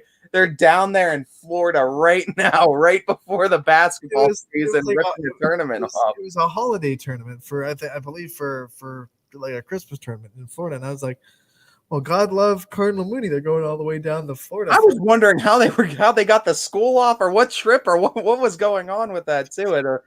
But no, I mean, I kind of had my suspicions when I saw that too. I know what you're talking about, because I was like, I don't think they would go all the way down to Florida right now to play, but I mean, I could be wrong. I mean, they would want to. Don't get me wrong. I'm guaranteed they would all want to go, but I don't think that's our Cardinals that are down there in Florida. The minute that one of our basketball teams goes to Florida for a tournament, I'm gonna pull a Hunger Games volunteers tribute. I'll go Yeah. down. I'll make that sacrifice. He'll announce with them.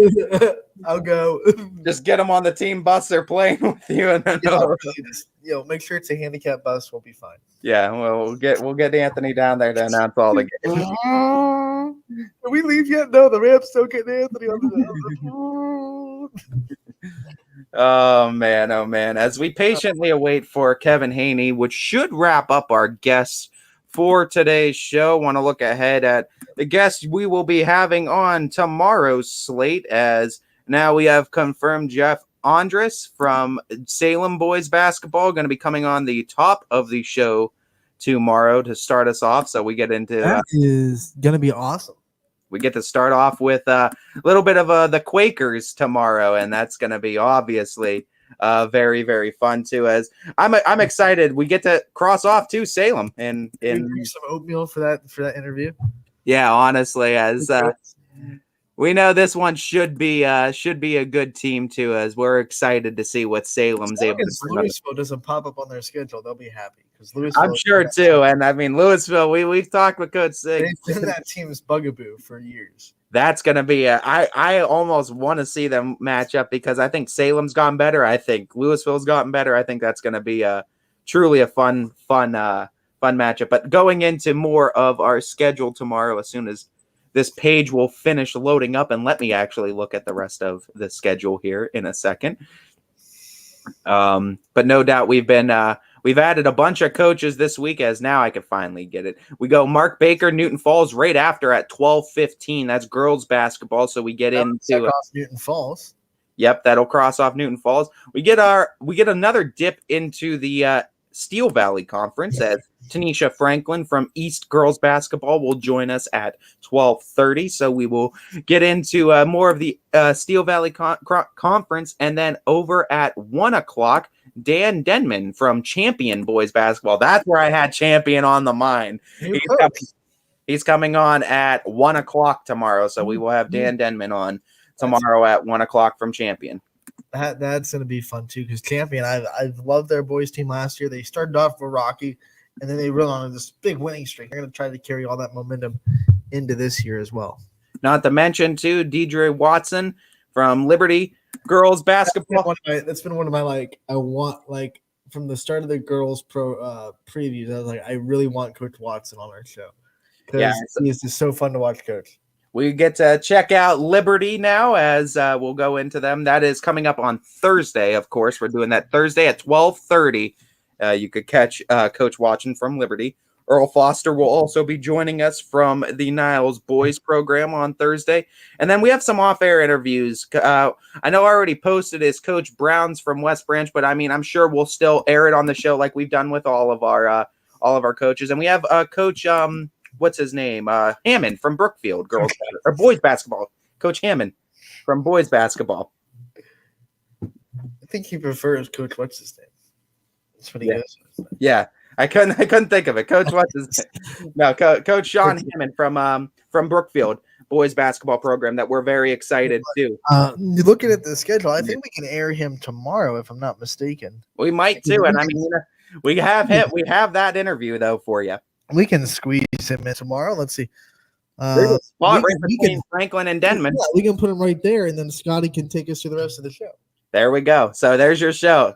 As Coach Hammond will put that one in the can too. So we have you from the 12 o'clock to the 1:15 to 1:15. I was talking to coaches. 5 straight coaches interviews tomorrow for you, including the Sean Hammond one that's a can. 4 live ones with 2 boys and 2 girls.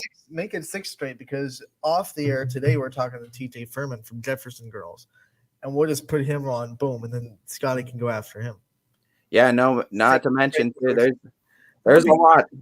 That might be a record if we pull that off. If we could put Michael Brown's right after that and take Scotty. Go for a record, Scotty. Get out. Scotty's not coming back on me this week if he don't got a show to ask questions on. If I schedule 7 straight coaches, Scotty ain't coming on. You're up 42-17. I think you're okay. My lead's safe right now. But no, I mean, we definitely still want to squeeze Michael Brown in there, and he will be premiered. If not tomorrow, we'll look for him Thursday, though. He will be on this week. Don't worry. We like to air all of our coaches. We like to make sure they all get their FaceTime on Running Point. So we will make sure West Branch gets that check for all of our viewers. But you can go watch Michael Brown's interview right now. Like, it's up. It's up on the site. You could go to ysnlive.com and check it out right now. Usually I don't post them on the site before they go up on Running Point, but this one, because we had some glitch gremlins, full disclosure, during Michael Brown, it took some editing, and I just kind of was like, let's put it up. I edited it. I don't know. It might not be a smooth cut, for on-air interview. It might be kind of, so I was just like, let's put it up. Hey, we try to make do with what we got here at YSN, and glitch gremlins are definitely our biggest enemy that we continue to go to battle with every single day. I'm gonna put a little chalkboard back here, and it's gonna say "Days without glitch gremlins." Yeah, we'll probably never get with two. We'll probably get two. Probably, honestly, and that's just the streaming world right now. But also, too, the other one we wanted to highlight, too, we talked about TJ Furman. Daniel Boobin at some point will be on from Howland Boys Basketball. We're doing off air with him, so some point we're going to have an interview with him on the show. And then you talked about Andrew Saxon, and then of course the big one that I'm really excited for so far on Friday, Keith Gunther from Ysn Boys. What a great coach, and we talked with Bernard Scott over there with the girls program. Ysn is so fortunate with some great coaches in the area. Coach Gunther is a legend. No doubt. Like, if there was a current coach's Mount Rushmore for basketball, I would put him on it without even second guessing. Like, his coaching mentality is bar none to the rest of the area. When you say Coach Keith Gunther, the amount of people that can say that he's impacted their life or their or just have respect for the name. Like, it's almost like Coach Yeagley with football. There's not a bad thing anybody I've ever heard say about Coach Gunther. Like, it's across the board good things I've only heard about Coach. Consistently does things the right way, and that's why he's also consistently successful. Exactly. That's why you never see really bad Ysn teams, and that's why you never see an Ysn team ever give up on defense. He's gonna have athletes this year, man. And the biggest thing with Ysn and what Gunther brings, they never stop playing on defense, and that is the one thing he will tell you. No matter what the score is, they're not going to stop playing on defense. They're going to play the full. What is it? 32 minutes, I think, in high school. 8-minute quarters. Yeah, 32. 32 minutes in high school, and they're gonna be in your face. They're gonna be playing hard-nosed defense the entire time, and that's the thing with Coach Gunther that you respect. They don't ever shy away from their what makes them successful and why they win. That's probably the one thing that he'll probably yell the loudest at his kids for is, not playing his defensive standard. And you know what? And that's what he'll tell you too. No matter what the score, he expects good defense to be played, and he's very much on the foundation of good defense brings success to teams. So we're definitely excited to have Coach Gunther from the Ysn program on our show on Friday too, as well as plenty other coaches that we talked to you about this week, including another one as we venture into the Lakeview program here, and gonna be interviewing Kevin Haney from the Lady Bulldogs. Coach, thanks so much for coming on today. No problem, guys. How are you guys today? We're excited to have you on, that's for sure. Good.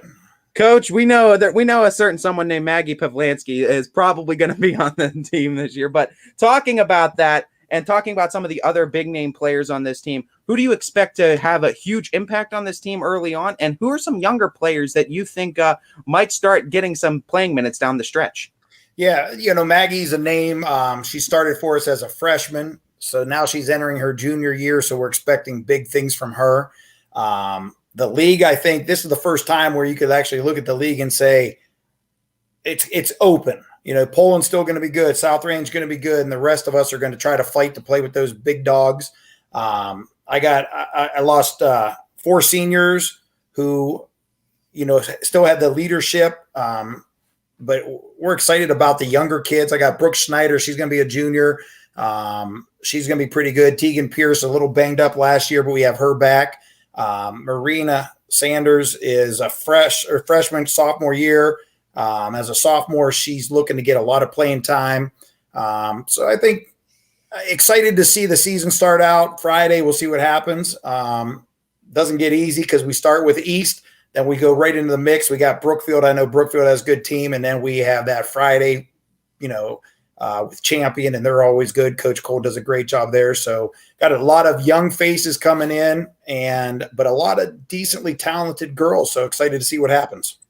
Yeah, and you brought up this NE8 that is. I mean, we've been talking to almost every coach in the league, and every coach we say the same thing.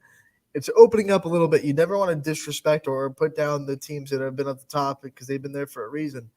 But a lot of talent has graduated in the league from a lot of different programs.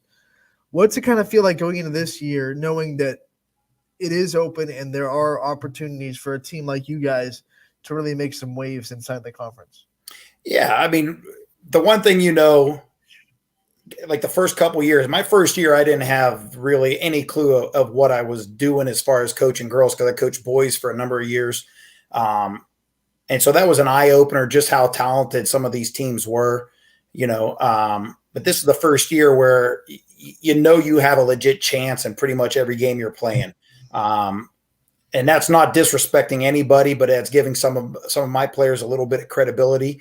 Hubbard returns a lot. They're going to be aggressive. They're going to come after you. Jefferson still has a real good couple players. Poland South Range still good. Girard, Coach Sachs always has a number of wins. They're going to be it's open. It's going to be exciting. I think there's going to be a lot of upsets. I think there's going to be a lot of just like fun games to be part of, and excited for it to start. I do have a follow-up before Ty gets to his next question, because you talked about that transition between, coaching boys for a long time and then moving over to the girls side of things. What was that like, and how have you kind of grown into kind of shifting coaching styles to match, the subtle but yet there are differences of coaching boys versus girls? Yeah, there's differences. But the one thing I told the girls my very first year, I said, I'm going to be fair because I'm going to treat you as a basketball player. I'm not going to treat you as a girl basketball player, female basketball. I'm treating you as a basketball player. And I expect a lot from them. Our practices are, we get after it a little bit. We're physical. Our practices are physical. So that's the expectation. They're basketball players. They're athletes. They're competitive. So when you think I was like, oh my gosh, I don't know what to expect, but that's what you expect. It's basketball, and it's all relative on a different scale. But there are some really tremendous athletes, and they're on the female hardwood. They're playing basketball. A lot of young players had a big impact for you last season, Coach, and you still were able to rattle off 5 league wins in a very tough NE8 schedule. Looking at the growth that you've seen from this team from last year to this year, what are the biggest points of growth that you want to highlight, as well as how exciting is it to kind of have a young team to mold and with that raw talent that you can mold into whatever you really want it to be on offense? Yeah, I mean, that's exactly it. I'm excited because the girls have an understanding of what we want. And I know coming into okay, it's year 3, but we didn't have to spend weeks putting in the offense. These girls have been around. They showed up in the summer. They're hanging their hat on their defense, and they're boxing out and rebounding. And offensively, they got a grasp of it. They're doing stuff that, we had to add a little bit to our offense because they already understand exactly what we want and what we're trying to get out of it. So, we keep trying to throw different things at them because they're able to do it right now, which that's exciting. Coach, when you look at the leadership of this team and who's going to be stepping up to be not just a vocal leader, but probably the lead by example kind of leaders and the voices in the locker room that you're going to lean on to be the leadership quality, the coaches on the court, whatever description you want to say, what kind of names pop into your head? Yeah, I mean, obviously everybody's listening to Maggie. She's a leader. She don't talk much, but she does demonstrate it on the court and in the classroom everywhere. I mean, she carries herself. She's a tremendous kid. And I have good girls throughout the whole team. I think you're going to look at when we get into a couple games that are tight, who's going to step up, who's going to crack. And I do like Brooke Snyder. She has a positive attitude all the time. And, Marina Sanders, like I said, young kid that's always smiling. Even when I yell at her, she's smiling. So, I mean, it's going to be hard to crack these girls. And just ready for it to start. Coach, I know in terms of the rest of the NE8 too, it seems like Cortland and Jefferson kind of sit on their own islands there too, and they're kind of away from everything. Talk to me about this Cortland community and the community that's in Lakeview that helps support this school, and how important it is, and how important that's going to be going into this season now that gyms are opened up again. Yeah, it's kind of exciting because they do love their Bulldogs out there in Cortland. I actually live in Cortland. I'm excited. Who knows what's going to happen? I know the boys had a nice following the last couple years, packed gyms. I would love to see that, because you look at like even college sports, just getting people out, getting them in the gyms, getting them in the football stadiums. I mean, it's great. It's great for kids. It's great for the whole community. I mean, it is. It's just a great chance for kids to come out and be supported by their community.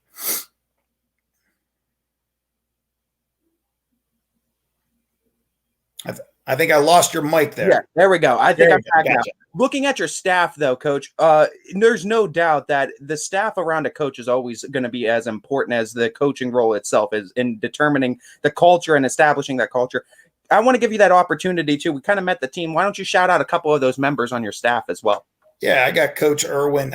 She played at Akron. She's from Southington, graduated from Southington. Her dad was a real good coach. Took a team to the regionals from Southington. Basketball's in her family. Her brother was real good at JFK. Just a basketball family. And she's the voice of reason a lot. She could talk to some of these girls where I don't have that standpoint and I don't have that understanding.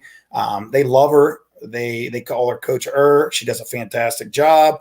And then Coach Brown, he does our JV. He's in the school. It looks like the staff's good. They get the respect from the kids. The kids, they respond to us well. We could joke with them. They smile. They have a good time. And in the bottom, that's what you want. You want the girls to learn a little bit. You want to play hard. You want them to enjoy themselves and look back. And I coached with Coach Boren here this year in football. And the one thing he said to me, because somebody was talking to us, they said, well, how's the coach? Coach, how's the team look this year? He said, I'll tell you in 15 years, which that's the bottom line. Like, what are we doing for these kids 15 years later? I hope they come back and they say, Coach, we had a great time with you. I still have past players. I have one down at the 7th grade level, Coach Zetterquist, who played for me my first year, just a great kid, loves the game of basketball, loves Lakeview and wants to coach. So I give her that opportunity. So, I mean, 15 years down the line, when I see these girls, they come back, Coach, we had a great time. That's what it's all about. It doesn't, like, I know, yeah, we want to win the league. We want to make a good playoff run, but it's about the kids having fun and enjoying themselves.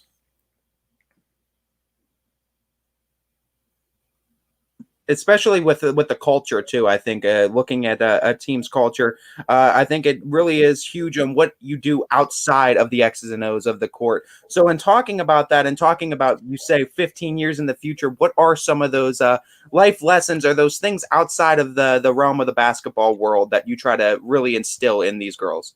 Yeah, I mean, sometimes they just come talk to you about things that don't have anything to do with basketball. And sometimes you're just an ear for them to talk. It might be something going on at home. It might be something in the classroom. But we try to have fun with it. We try to do things. We try to go, like, we go bowling one time. We'll have pizza parties. I mean, just fun stuff where kids can still be kids. And, they can still bond a little bit with the team. And they kind of have to get that feeling of being part of something. And then they start sacrificing for each other on the court. So they got to be a family, and that's what we try to preach to them. I think coaches will tell you too, it's almost as exciting being in your position right now with this young team and getting a chance to watch how they're going to get to develop over the next few years as it is having that senior-led team that can make those big runs into title contention. Talk to me a little bit about how excited you are for some of these younger names on this group of girls and how you think they can develop and where you think some of their ceilings really are. Yeah, I mean, I have high expectations. She better be a 1,000-point career scorer. She's talented. She can handle the ball. She can rebound. Everybody knows about her. Marina Sanders, young kid, good athlete, decent shooter. It's just nice when they start executing stuff and then you see them turn and look at you and they smile because they know they made me happy and they're happy. And you see them get excited and then it picks it up to a whole different level. Brooke Snyder is one that she started hitting some outside shots, and she's smiling. It's contagious. Everybody starts hitting outside shots. So, I mean, basketball is one of those weird games where you can get on some runs here and there. You can win some games you shouldn't win. Obviously, you can lose some games you shouldn't lose. You don't want to do that, but it's one of those games where you never know what happens. You got to preach the fundamentals. You got to execute a little bit offense, defense, and then see what happens. We know there's obviously the growth that we talked about over the course of this summer, and that's always a big going in from freshman to sophomore year. But then talking about going from sophomore to junior year, and then just this season alone, what are some of the big keys that you want to see this team improve upon from last year for them to get better and maybe even grab a piece of that NE8 crown? Yeah, I mean, that would be great. I mean, who knows with that? But you want to execute. You want the girls to be successful. You want them, and any coach, it doesn't matter. You put your players in a position to be successful, and it's up to them to be successful. And I got good girls that have an understanding of what I want from them. We preach defense. We preach the fundamentals. And we prepare for anything. It doesn't matter. And that's the one thing I was talking to him. I go, well, we got to practice against this. We got to practice because who knows what someone's going to throw at us just because we see him on film or we see him once. We played somebody, we lost to them, we beat them the next time. Coaches put in their time and they develop a game plan. And I just want my girls to execute it. That's it.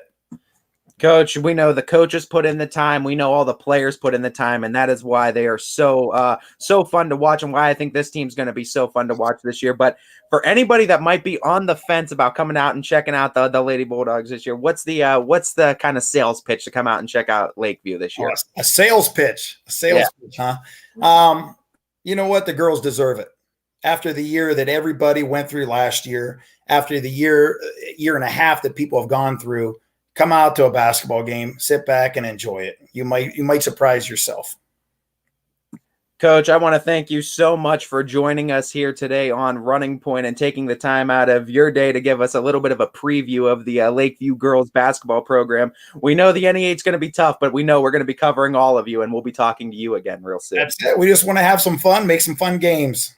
Oh, I know you as well. Take care. Thank you, Coach. Bye-bye.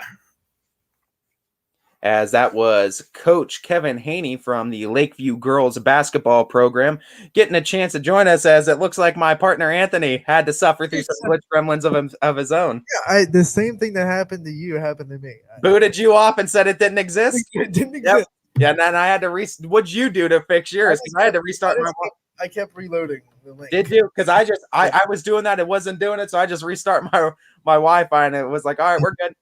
But it looked like once I went off, like the interview kept going without a glitch. So it did, and I mean we got a good preview with Kevin Haney. Unfortunately, you couldn't join us for the second half of it, but a lot of excitement going on there with this very young team, and just watching them develop. I think he's really. I'm really getting a chance to talk to him for my first time. I really, you can see he's dedicated to the program, and he's really into the development of these players, and not just as players, but as human beings, as members of society. And I think that's always huge. And I think you got the right person in the right position, Lakeview.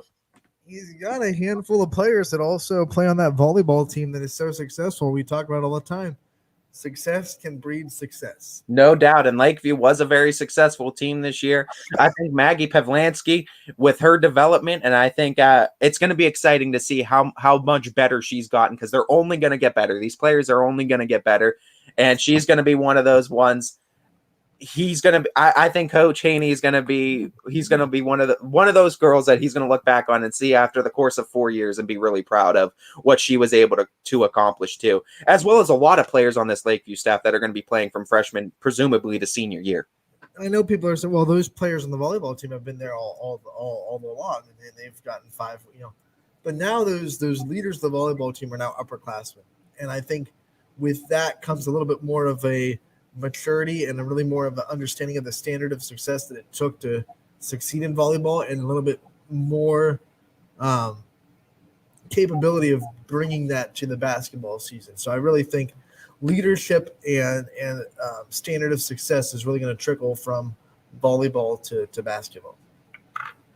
Yeah, no doubt. And I mean that this is going to be a fun season, I think, in the NE8. I really do. And by the time the NE8 season wraps up, you might see a lot of teams, maybe even half of the NE8 competing for crowns by the end of the year. And it's very well possible. And I'm talking girls and boys side. I think it's going to be very, very competitive too. And what they've lost on both sides, I think, and what they're bringing back, some young names that might be kicking up, it should be fun. I think everyone's excited to have a meaningful game as far as the NE standings outside of playing South Range and Poland. Yeah. That's what it was the last 2 years. I mean, it was pretty much those two teams played each other, and you never wanted to say it. Every game's meaningful now, though. You kind of knew when those two teams played each other, they're pretty much playing for the NE8 championship. I mean, yeah, that's the reality that we were in the last 2 years. This year, going to be a lot different, and there might be big games between two other completely different teams that decide who's going to be in the top of the NE8, or it might be another team versus one of those two teams, or whatever it may be. I just don't think it's going to be all the focus in the conference on the two matchups between South Range and Poland, and the rest of the games are kind of good luck. You give South Range and Poland their due, so they're like here. You got Struthers as like that horse that's like right there that you got to watch out for. I think your two dark horses. I think Lakeview still is a dark horse. I think Jefferson definitely is. Hubbard is more like dark horse. I think like no one's expecting it, or here up and coming. Then I think JFK Jefferson is like that wild card. Like wild card. I'm gonna go. I would go Jefferson and Hubbard are the wild cards. Struthers is like in a league of its own, and then I would go Poland and South Range, and then the dark horse. I think Lakeview is that dark horse too with Maggie Pavlansky. But I mean, this NE8 is so good. It's like you look at Niles. I mean, we gotta see what Niles is gonna bring too. But that's gonna be about Gerard either. Like Gerard is gonna bring a very good basketball team to the floor. And like, it's so good. Yeah, and I mean, we talk about that. We talk about the EOAC. We talk about the MVAC. These conferences are going to be so much fun too. Even in the small conference that I'll get to see in the AAC too, especially on the boys' side with Fitch. I mean, Howland's always good. Harding's always good. Boardman's good. Canfield's good. That's going to be exciting to see too. I mean, these first couple of weeks of basketball are going to be the most exciting because that's when you see a lot of the really big matchups of non-conference teams squaring up with each other in the first couple of weeks of the season. And then Christmas break is when you see them too, when these teams are playing in the holiday tournaments. When they come back from the whole break in that New Year's, and that's almost like let's go. Like yeah. And there's almost 3 seasons in basketball because basketball has almost like a weird all-star break kind of in between. Yeah, when you're just playing teams to just sharpen your teeth. I mean, like you want to win, of course, but they're kind of the teams that you're simply using to get yourself ready for the second half of conference play. Yeah, and the regular season split in two between before Christmas break and after Christmas break. So, and we see a lot of teams get on hot streaks after Christmas break going into the new year, and they feel the spring in the air and they feel March coming along, and January and February teams start heating up. And depending on how the schedule works out, sometimes you go into that Christmas break and the first half of your league schedule is already done. So you're just going right into that second half of the league schedule. Yeah, and that's always going to be always a fun time, too. And I love the non-conference matchups that are mixed in this year. There's going to be a lot of fun games. November to February, that's what, 1, 2, 3, 4 months of just madness. And then you get March. And you got the March Madness, which is truly madness. And then spring's in the air again. We'll get you through the cold of the next few months here on YSN. The only thing good about winter is basketball season. We'll get you through it with basketball season. We're ready. You talk about we have a little bit more of a view of what's going to be on the network this weekend as far as the basketball goes. Of course, playoff games, as always, will be on the network for $9.99. It'll give you access to not just that playoff game, but on Saturday, at least the other playoff games as well on the network. Friday, just the one playoff game on YSN, Urson versus West Branch. But we have a lot of girls basketball opening up Friday, Anthony. We do. We look at our schedule on Friday. We're going to have, these are the confirmed ones. These aren't just the only ones playing, but the ones that are confirmed in green on our schedule. We are going to have Wyndham hosting Cardinal. You'll be there, I believe, for that game. We will have Crestview at Beaver Local. McNuggies is going to have that call. That should be a very good matchup between two teams that are very familiar with each other, usually play each other every year. You have Hoover going to Howland, and Noah Ricks will have the call there. That's going to be a big opener for both those teams. And then the other confirmed one, Sebring going to Campbell Memorial. Yep, and I believe, are you going to be at that one? I So will be on the Campbell stage. that should be fun too, because both those teams coming in kind of young too, kind of trying to build that foundation to start that new culture. That should be a pretty fun competitive game. I mean, because I think both teams are on the same spot. Yeah, and I think it's going to be interesting to see which one takes that kind of step first. And then Saturday, along with the 3 playoff games that we'll have on the network, we'll also have 3 basketball games that are confirmed right now. We will have West Branch at Garfield. I'm jealous you get this one. That one's going to be at noon too. So I mean, before the whole madness at 7 p.m. with football and basketball, you get a 12 p.m. matchup with 2 of some of the best girls basketball teams in the area and 2 of the best coaches, and Coach Gilbert and Coach DeShields. It should be a great matchup at noon on Saturday. This one's going to be a sneaky good one too. That Eric Hopp has at Columbiana. Really, Cardinal Mooney coming into town to open the season against the Clippers. And, Cardinal Mooney under a new coaching staff, Jason Baker going to help with the Grove City, going to the next level in college basketball. Now they have Fiorio taking the mantle over at Mooney. So his era starts at Columbiana, and Columbiana, a team, did lose quite a bit, but still have Tori Long, and they'll be a competitive team. So you'll look at that. And then I'll be at Canfield for Perry coming to town. That'll be a fun matchup too. Could be a preview of what we see in district tournaments. You talk about jealous. I don't know. You got away with a pretty good game as well. You got the all YSN good. I did get the all YSN, but I think you got a really good matchup between 2 really good teams. And like you're saying, it could be a district final matchup right there. This is Canfield very, very openly saying this is a team we have to conquer in the tournament. We're going to start off the season with them to get a right off the bat measuring stick of where we're at. No guessing. We're not going to play some cupcake teams to get our feet wet. We're going to know exactly where we're at as a team right off the bat, what we have to work on. Yeah, props for getting that done. Props to the ADs at both schools for getting that done. It's a great matchup. Perry coming to Canfield to start the season. That's not exactly an easy road trip. Probably like 45, 50 minutes from Massillon Perry to all the way to Canfield. So, So I mean, it's Massillon Perry, by the way, I believe it's not Perry Pirates. Yeah, Massillon Perry. Got it. Because there are 2 Perrys, and they're both district local, like in the region. As we know, like we said too, but make sure you catch all this weekend too. Friday, we have the football game with West Branch versus Ursuline at South Range. That's $9.99. Ian and Mike will have the call. And remember, if you don't maybe want to do that, maybe you don't want to pay the $9.99, that's fine. We got you hooked up free too with basketball. And then also too, we're looking at Friday or Saturday as well. We have the basketball slate too in the morning and in the evening for you, as well as football that is going to be at 7 p.m. too. Again, $9.99 for 3 games on Saturday night as well. Yeah, and then some other games that are going on Friday, by the way. The Lakeview will be at East. And once again, I want to remind people that the game that was scheduled, Salem at South Range, has been pushed we have a date now. It's been pushed to April. Jeez, I was in spring mode. Pushed to November 29th, which is 2 weeks from yesterday. They will play each other. It was pushed back because South Range is hosting that playoff game between West Branch and Ursuline. So moved back, but they're going to play each other in 2 weeks.